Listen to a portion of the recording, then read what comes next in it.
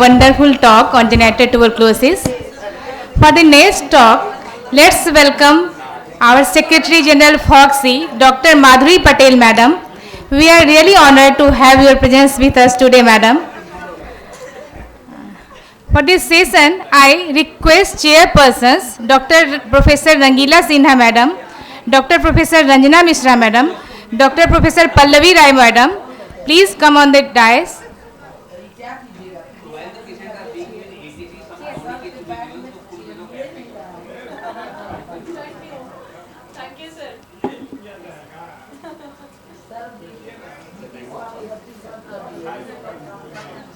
Personality, Dr. Mrs. Madhuri Patel.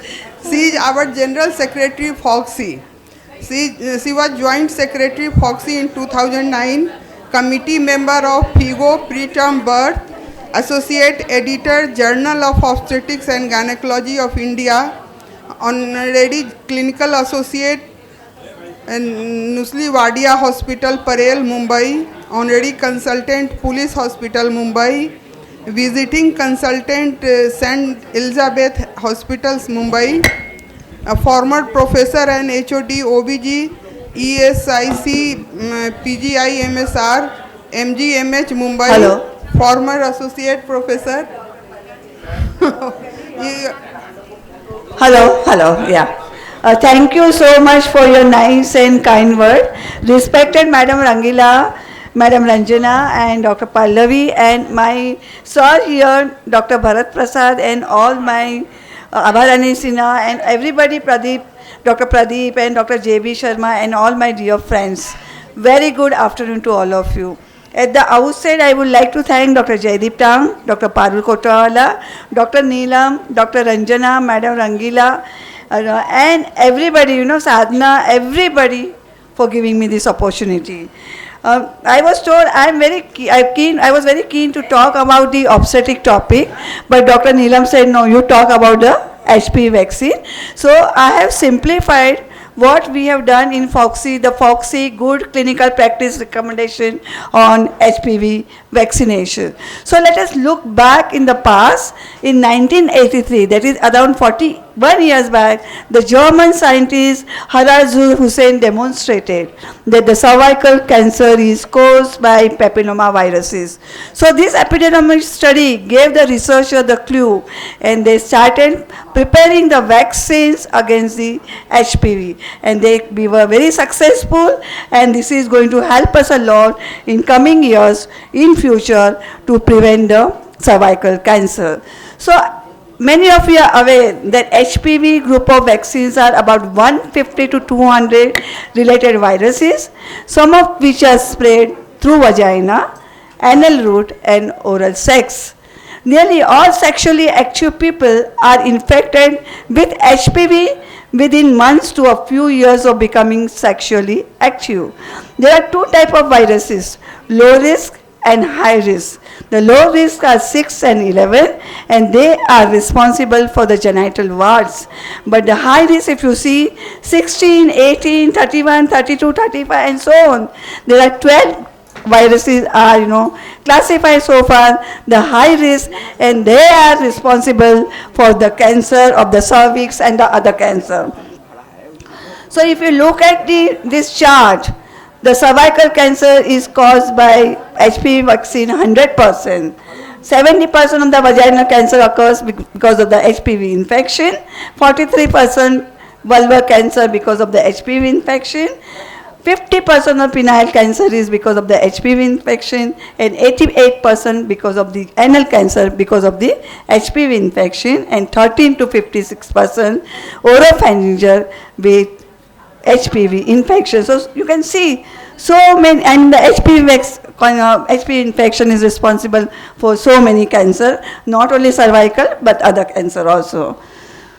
So now we all know, when we talk about a cervical cancer, we all know that from the normal cervix to the infection, inflammation, then dysplasia, and then intraepithelial neoplasm, and then to go into microinvasive, it has a long, prolonged time where cervix is easily accessible.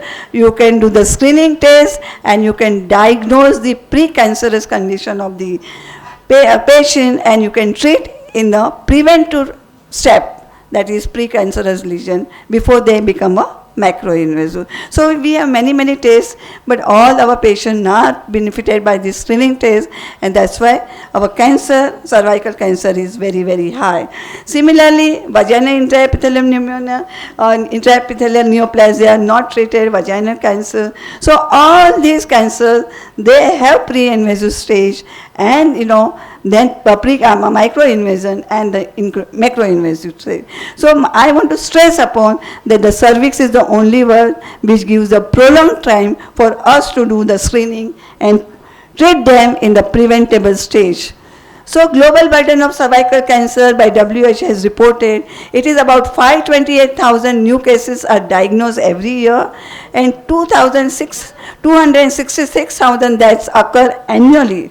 And by 2050, if we don't act, then 1 million cases will be diagnosed annually, and 90% will be there from developing countries. So let us look, the cervical cancer is the most common cancer, that is after breast, lungs and colorectal in the worldwide woman. But if you look at India, it is the second most common cancer after breast cancer. Thus, our women are affected significantly. So this cervical cancer caused by HPV is the public health problem, and we have to solve at our level. So as I have already mentioned, the India accounts 1/6 of cervical cancer and 1/5 of the death worldwide. So we are almost about 20% women are dying because of the cervical cancer, and worldwide, and that is very high rate. And India has a population of 469 million women aged 15 years and older who are at risk of developing cervical cancer.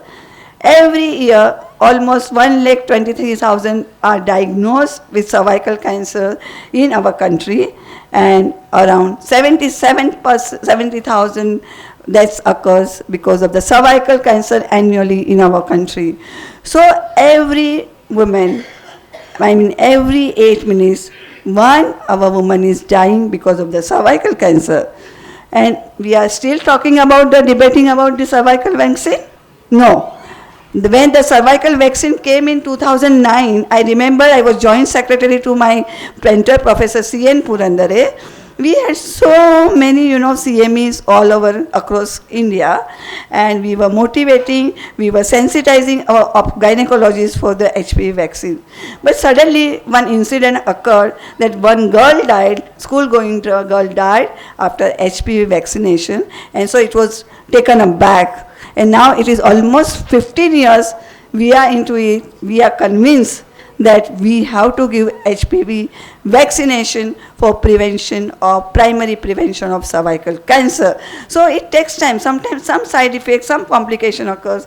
It is really going back, and it has taken almost 15 years. And when they analyze that girl, that she had a fever, she had other complication, and she died because of that, and that's why the HPV vaccine got the bad name. So we are now 15 years behind this.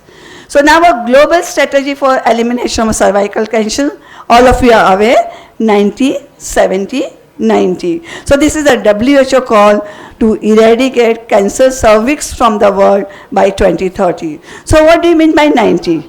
90% girls should be vaccinated between the age of 9 to 15 years. 70% of the women should get a screening of our cancer cervix, and out of these patients who are screened, 90% should receive the treatment, so we can reach our goal of elimination of cervical cancer by 2030, and this should be followed.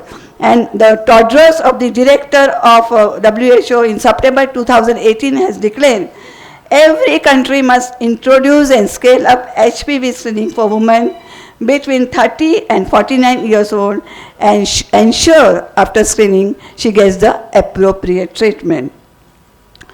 Now look at the cervical control program. As I mentioned, primary prevention, that is by vaccination of all the girls between 9 to 14 years. Secondary prevention means the girls who are more than 14, who are now sexually active, or a woman who become a sexually active.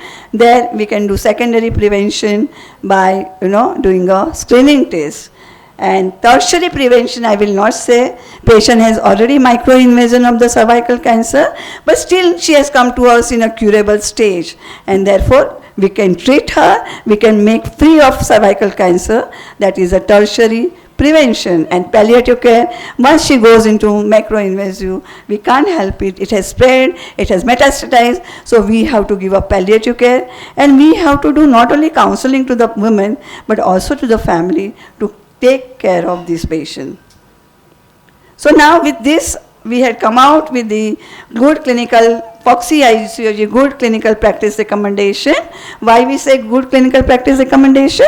We cannot say guidelines, because the guidelines, once you say and somebody goes to the court for any case, then we don't have any stand over there, because it has to be recognized by government. And that's why we say good clinical practice recommendation, that all the practitioners can follow this, but it is not approved in the court of law. So this was convener Dr. Priya Ganesh, Dr. Bhagya Lakshmi Nayak, mentor Dr. Rishikesh Pai, myself Dr. Lakshmi Shrikande, advisor Dr. Sanjay Gupte, Dr. Hema Divakar, national coordinator Dr. C.N. Purandare Lishma Pai, Nandita Pai, Dr. Jaideep Tang, and coordinator Dr. Surekha Taide. We came out with this GCPR in 2023, that is last year, and we followed the scope GCPR. That means it is explained in a very clear words, everybody understand, with the chart and algorithm for the prevention and the treatment of the cancer cervix. Now I want to talk about a prophylactic vaccine. What we are getting now is a prophylactic vaccine. That means once the patient is infected with the particular viruses, it will not cure, but future infection it will take care of. That is a prophylactic. This, whatever we are dealing today, is a prophylactic cervical cancer vaccine. But in a country like us, if we give this vaccine, prophylactic, as well as we do the screening, it can really reduce the burden of our country of cervical cancer. Now there is therapeutic vaccine, still it is on the very, very initial stage.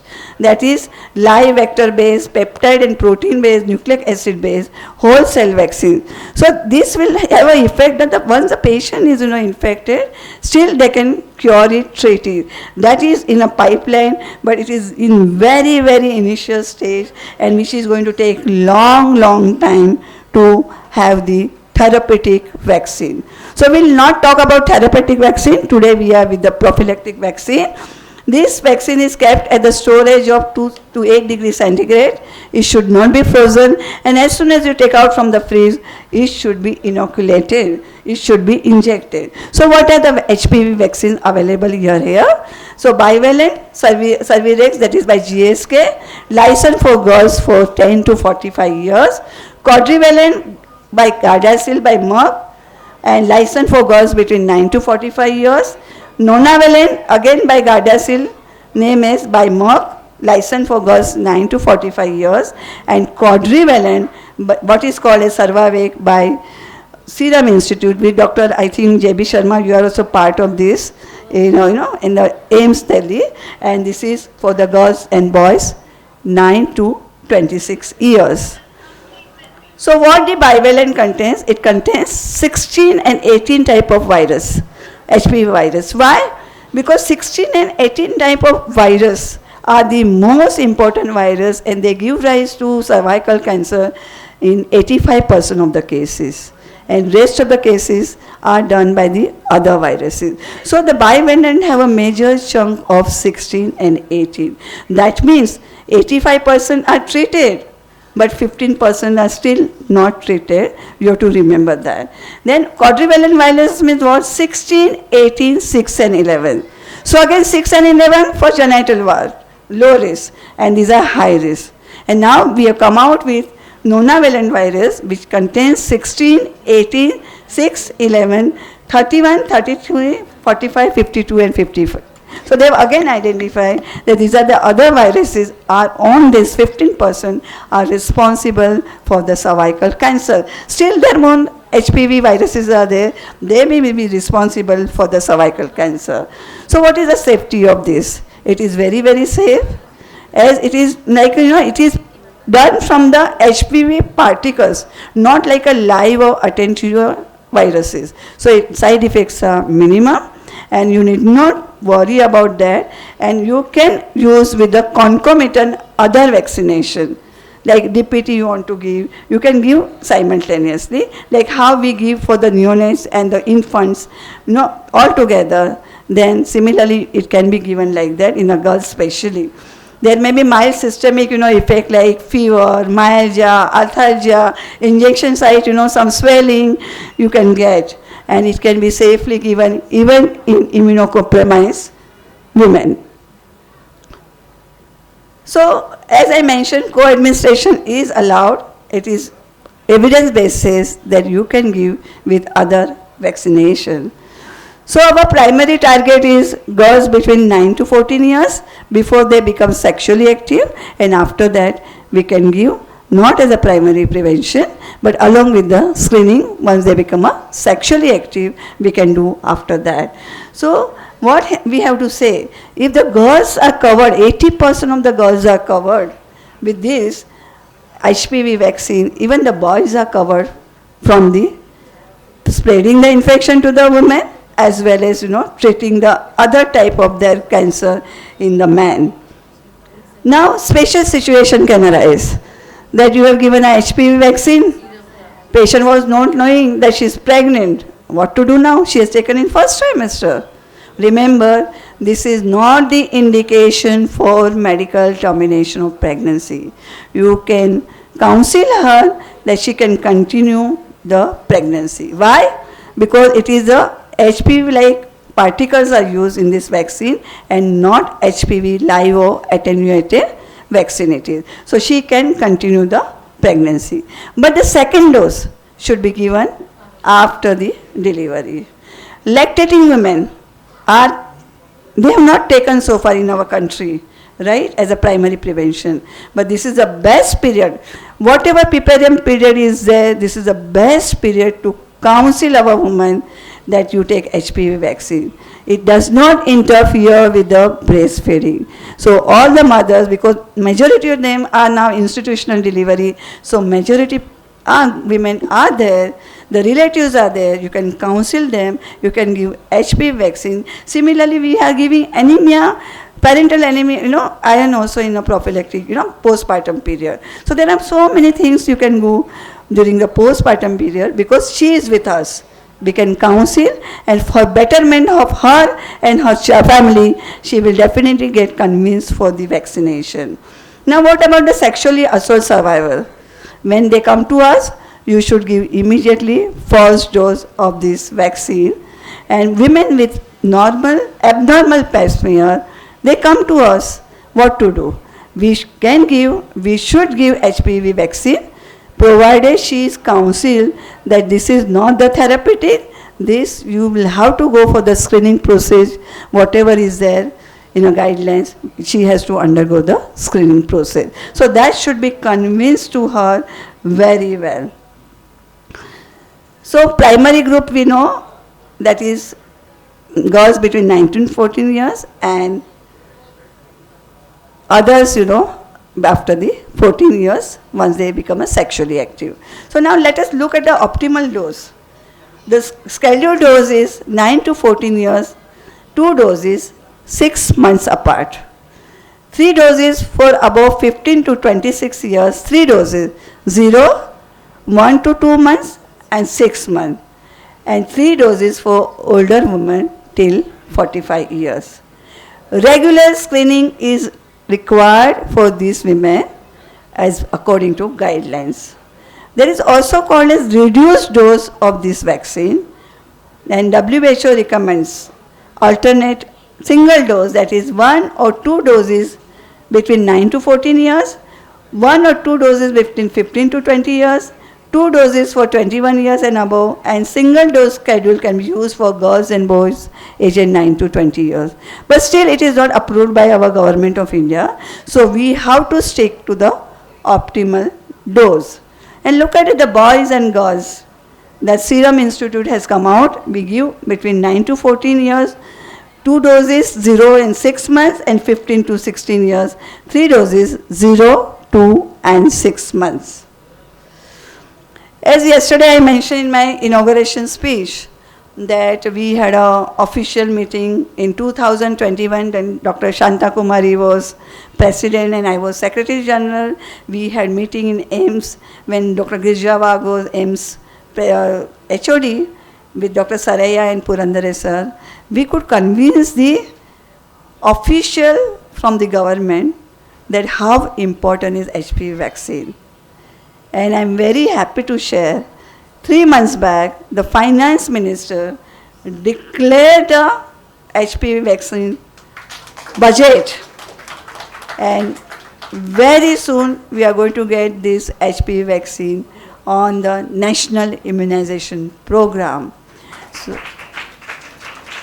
So I want to stress upon that this is only possible because of you people, that you are, all our members are working very hard at grassroots level workers, and that's why our organization is recognized.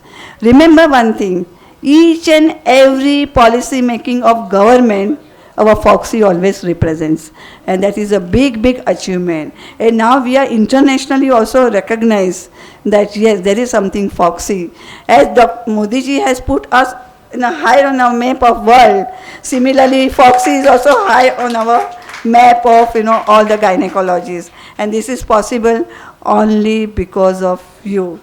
Thank you, I acknowledge you, I appreciate you for putting us on a map, because we all are committed to work for women's health. And our other project is going on, that is American Cancer Society.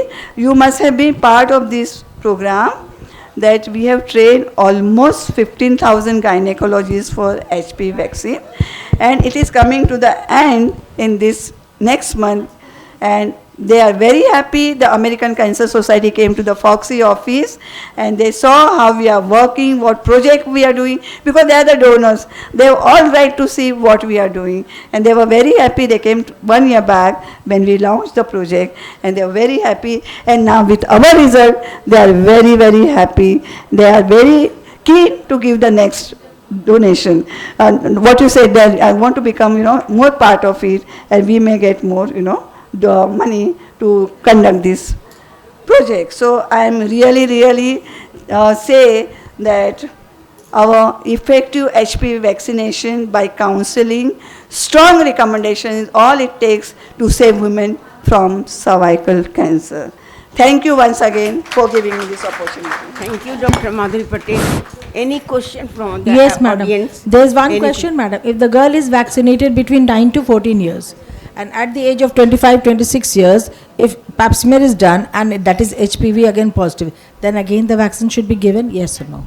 If she is vaccinated, you need not give the vaccination, because she was given as a primary prevention. So now she is HPV positive. That means we have to find out which, organism. HPV infection can be there, but if she is covered with 16 and 18 or Gardasil like 4, that is in 4 or nonavalent. If those are not there, we don't have to give. But if those are not there, these HPV viruses which we have covered her, infection you can find out, okay, but they are not going to give rise to cancer. So you need not give the HPV vaccine if they are having the infection with these particular viruses which vaccine contain. That means we have to go for the test, which type of virus is screening. Virus and which type of vaccine she has taken. Sure. If that is there, then yes. If that is, you don't have to give, but if that is not there, then you have to give. Then we have to go. There is no point in giving vaccination. No, she has already taken. She has. Otherwise, even if a girl is infected, then there is no point in giving vaccination. Absolutely and right. HPV virus, there is self-clearance of the virus. Viruses. Up to 30 years of age, usually there is self-clearance of virus. So there is nothing to worry. There is nothing to worry. And but screening, as madam has rightly pointed out, but live the screening right up to the age of 45. 65 till she is sexually active, it should be there. Right, absolutely right. Ma'am अगर पहले से ये क्वाड्रीवैलेंट दिए हैं तो बाद में क्या नैनोवैलेंट दे सकते हैं? And दे सकते हैं, but usually what we take that if you are given one type of vaccine, you should continue with the other type. That is what is recommended.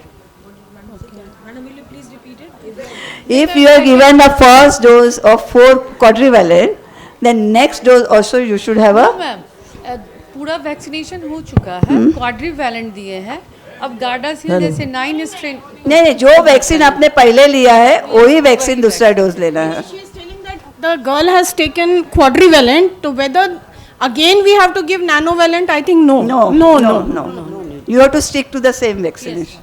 Thank you, Dr. The Madhuri Patel. evening there is a public forum. We are going to discuss and talk to that ASA people. For that is the awareness program in villages. Madam, that is absolutely right, because they are the people who are going into the community and, advising, making them aware, sensitizing the community. So that is a good thing we have.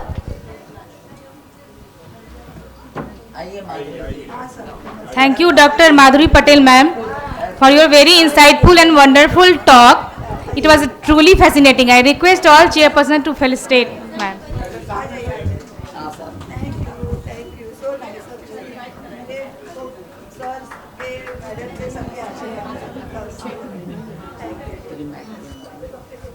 And I would like to announce, ma'am, your mango is kept in your room.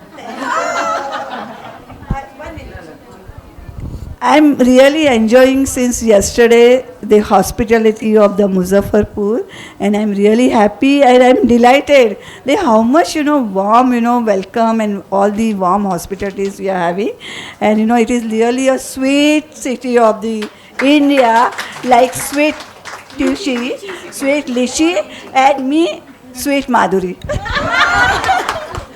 Madam, Neelam ji and Sadhna ji, they are always behind me. They attend each and every conference and managing committee meeting.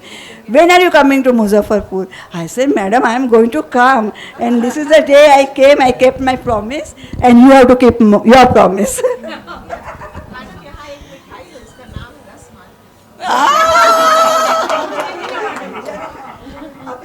मैं कोलकाता में गई ना, तो एक senior gynaecologist ने मुझे बोला तुम्हारे नाम से एक गाना है, तो शी स्टार्टेड सिंगिंग दैट गाना, माधुरी गाना. मैंने बोला मैडम मेरे को वर्डिंग दे दो. उनने वीडियो दिया और मैंने बोला अभी मैं सुनूंगी क्या मीनिंग है उसका.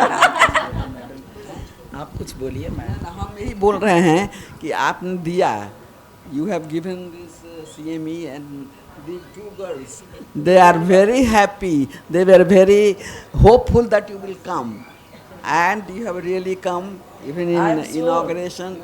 And they were, whenever I asked that is she coming, yes madam, she is coming, because she has to reroute so many times program due to Calcutta. And Now I moving thank you to our special thanks next for coming. program, that is One thing panel I discussion. want to, Madam, on behalf of MOX and especially my core of the heart is obliged for your arrival there. And I hope that more and more academic program will give you. Three chairs for Neelam ji and Yes. Hip hip hooray, hip hip hooray, hip hip hooray. Madam said about the mocks. Madam, I want to say one thing. Madam said about the mocks, but I am also from mocks. Okay, Mumbai society. So it is same, Muzaffar and Mumbai. But at the same time, without our mentor, Professor Dr. Rangila Sinha, nothing is possible. Yeah, without it, it's not possible. Neelam, Dr. Neelam and Sadhana deserves everything, and thanks from the organizing committee and from me, from Dr. Professor Rangila Sinha and other dignitaries here. She is my very favorite student. Dr. Neelam Sinha, and very lovely student.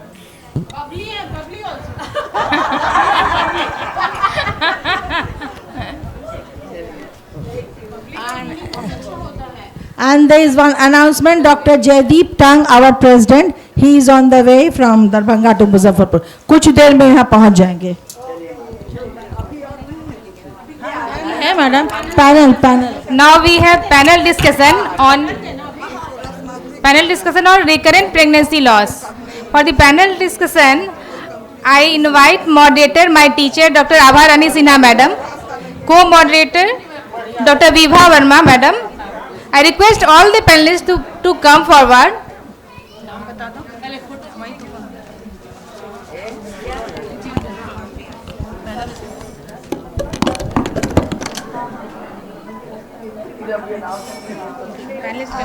Can I have Dr. Vibha Verma with me, please? Sure. एक नहीं 10 करो. For members, after this panel discussion, there will be lunch. But it's our earnest request that please don't go home after lunch because our Foxy president will address us soon, just after lunch. Panelists are Dr. Anubha Singh, Dr. Ritambara Parashar, Dr. Veena Das, सब हैं. Dr. Nisiwala, Dr. Kiran, Dr. Rekha Jha, Dr. Rajni, Dr. Archana Singh, Dr. Rani Pathak, Dr. Ujjwala, Dr. Subhadra, Dr. Tulika, Dr. Susmita Puspam, Dr. Chandan, Dr. Chanda Bose, Dr. Smita Singh and Dr. Sasi Chaudhary. I can find there are many dropouts. So I think we'll make it an open house panel. Yes, ma'am. So we have experts like Professor J.B. Sharma sir, Pradeep sir, Rangila madam, all experienced gynecologists who have handled RPL all throughout their life. So now, good. So now this stage is full of panelists. So first of all, I along with Dr. Vibha Verma, we thank the organizers for inviting us to do this panel on recurrent pregnancy loss. And may I request the panelists to please introduce themselves. We can start from that. Shashi, please join. I am Dr. Veena. I'm Dr. Shushmita. A very good afternoon to everybody and my regards to Professor Rangila Sinha madam and all my senior teachers, Ranjana ma'am, Abha Rani ma'am, Vibha ma'am. I am Dr. Archana Sinha from Patna, IGIMS. I am Dr. Rajni Kumari from Muzaffarpur.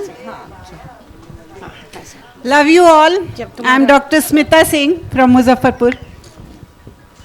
Welcome to all the panelists on the left side, and now we move on to the right side. Please introduce yourself. I am Dr. Subhadra from Muzaffarpur. I am Dr. Rekha Jha from Muzaffarpur doing private practice. Dr. Chanda Bose from Muzaffarpur KDKM Hospital. I am Dr. Rani Pathak from Muzaffarpur. So we have a galaxy of expert panelists. I think all of them, they are very much into private practice, and I think they all have a good clinical experience. So we'll try to make this panel as clinical as possible. So when we talk about recurrent pregnancy loss, we all know that it is a profound personal tragedy to couples who are seeking for parenthood and a formidable clinical challenge to the physicians. But whenever we talk about RPL, we have to address the psychological needs also. We can understand how the couple feels if they have 1 loss, 2 loss, 3 loss. So always whenever you are coming across a case of RPL, always try to have an empathetic approach to that patient. Next. So if we look at the incidence, it's around 2 to 3%. And there are certain risk factors. If we look at the gestational age, before 6 weeks, the risk of miscarriage is around 22 to 57%. 6 to 10 weeks, it's 15%. And after 10 weeks, it's around 2 to 3%. Age also has its effect on the recurrent pregnancy loss. As the woman she grows older, like we can see the risk is around. ऐसा क्यों आ रहा है? Slide तो ठीक है. हाँ. अच्छा छोड़ दीजिए. Next. Yes. Even the reproductive history has also got its impact on recurrent pregnancy loss. As the number of previous miscarriage increases, so is the number of losses. So now Vibha, can you interact with the panelists? Yes, my first question for Smita, define RPL. Yes, ma'am. Different associations have defined RPL in that way, in their way. And according to RCOG, 3 consecutive pregnancy loss and expulsion of live fetus and embryo has been defined as recurrent pregnancy loss. But American Society of Reproductive Medicine, ASRM ESG has defined as 2 consecutive pregnancy losses. And ISHRE has also defined it as 2 or more pregnancy loss. One thing, ma'am, before 24 week, that is the period of viability. I think all the panelists, they agree to it. And fetal weight is less than 500 gram. Speak in the mic, please. Fetal weight is less Visual than 500 confirmation of gram. ultrasound or other histopathological examination. Okay. And it not included biochemical pregnancy, molar pregnancy and ectopic pregnancy. Okay. Yes, next question is for Archana. Common causes of recurrent pregnancy loss encountered in your clinical practice. Thank you, ma'am. Thank you for the question. Actually, in most of the cases, it is unexplained. Like 50% of the cases of recurrent pregnancy loss, they are unexplained. But in my practice, I have found that antiphosphor, though in books it is written that maybe malformations in the uterus or genetic factors, but I think I mostly see patients in which antiphospholipid syndrome is quite... Shushmita, your experience? Anatomical factors are also seen, like fibroids, polyps, and Dr. Veena? First of all, we say about age. In your clinical practice, I would like to know which is the commonest cause that you encounter? Anatomical. Dr. Shashi? You have seen more anatomical cases? Yes. Unexplained. I found Unexplained. So Archana and Veena, they match. Most of the cases are Rajni, unexplained. you. Rajni? Unexplained mostly, and sometimes hormonal Ma'am, causes. I have are seen toxo test positive in more. Here comes the controversy. She says toxo test is positive. Yeah, infections. But I want to give one very important point that torch infections, they are not a cause of recurrent pregnancy loss. I think this message should go far and wide that toxo is not a cause of recurrent pregnancy loss. Bacterial vaginosis, ma'am, bacterial vaginosis. Yes, we'll be coming to infections, but bacterial vaginosis, yes, there are some studies which have implicated it with recurrent pregnancy loss, but I think this message should be that we should not make torch as one of the investigations for recurrent pregnancy loss. But in the past few years, like because we have now started doing genetic testing, so in fact genetic causes are like, I've got 2 patients who had Robertsonian translocation, and that's why one was 9th gravida and now she has delivered. We are coming to that. Just I wanted to know that in your clinical practice, what is the common cause? Ma'am, infections are also cause of RPL. Okay, Doctor. Endocrine cause is most Endocrine common, factors. and it is more prominent in thyroid disorders, mostly in the first trimester of pregnancy. As well as the pregnancy is diagnosed, we should do a thyroid genetic and exclude diabetes. Anything about environmental factors? And abnormalities to uterine septum and fibroid. So anatomical causes, I think they are quite commonly encountered by the clinicians. And Madam, unexplained is more unexplained, common. Dr. Subhadra, unexplained. Yes. Okay. So with this background, we move on to the first case. Just carefully look at the case. I think all of you must have encountered such type of case. She's a gravida 3, previous 2 abortions. Both of the previous 2 abortions were first trimester loss, and this patient is now presenting to you in your OPD with spotting PV following 8 weeks of amenorrhea. Now, what could be the most probable cause? We start from this side. Dr. Subhadra. Subhadra. What could be the most probable cause in this case? Madam, in this case, most common cause is immunological. Okay, next, Dr. Rekha. Hormonal problem. Next. Thyroid and diabetes. Ma'am, we should take proper history, either stress. I am asking what could be the most probable cause?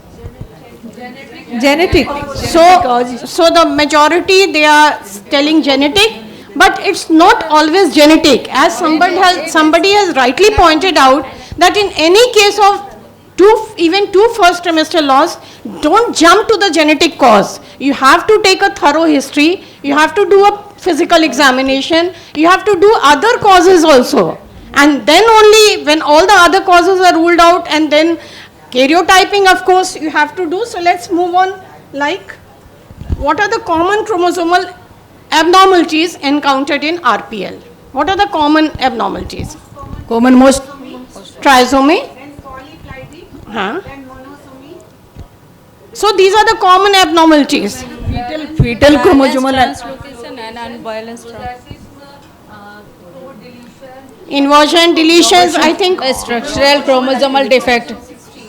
Is it important to know the chromosomal abnormality? What will you like to test? You like to test for the RPOC, or you like to do a parental karyotyping? First we are. एक minute, we'll go One by one, please. One by one. please. Archana, yours. Let's have the opinion.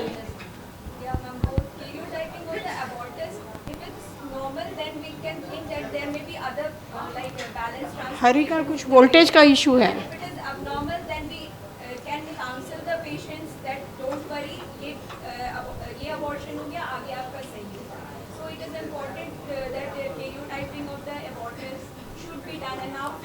So one word answer. First, what will you do? Karyotyping of the RPC or the parents? Karyotyping of RPOC. RPOC. Yes. RPOC.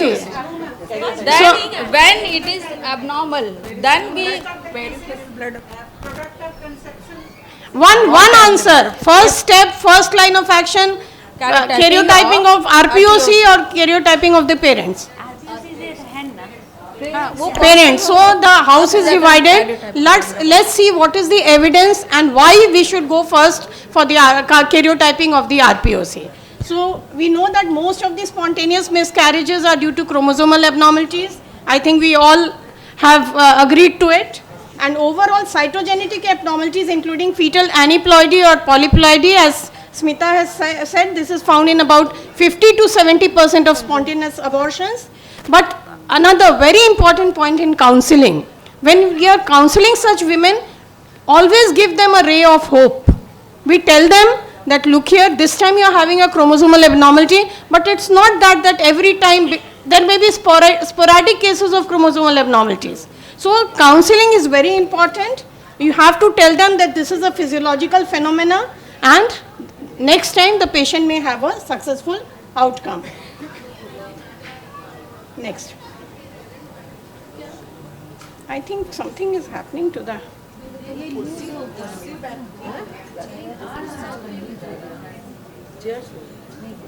इसके बाद वाला. हरी कहाँ है? देखिए हरी क्या problem है. Now, so most of this losses they occur before. I think first trimester we have talked. Most of them they occur before 10 weeks of gestation, and then as we have discussed, it could be due to polyploidy, trisomy, monosomy. And what are the parental factors that we are linked to chromosomal abnormalities? What do we look in the parents? Translocation and inversions that do not have any consequence for the phenotype of the carrier.